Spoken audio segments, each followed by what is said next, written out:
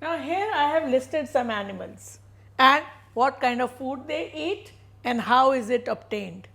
Now for example, snail feeds on plants and by scraping, ants, sugar or other food items, and it is by siphoning. I told you about proboscis.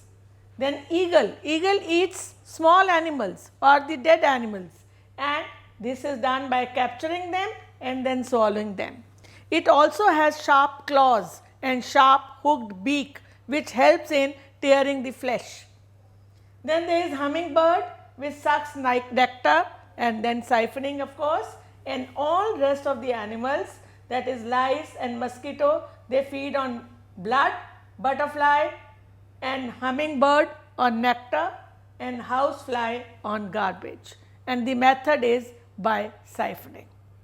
So this is called ingestion, the mode of obtaining food. Now the next part is the digestion, and how does that take place?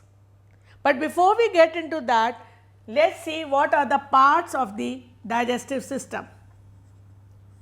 The first part, of course, you will say is the mouth, that is right, but in biology we call it buccal cavity. Next is the food pipe, oesophagus. Then comes stomach, small intestine and large intestine, and finally the anus.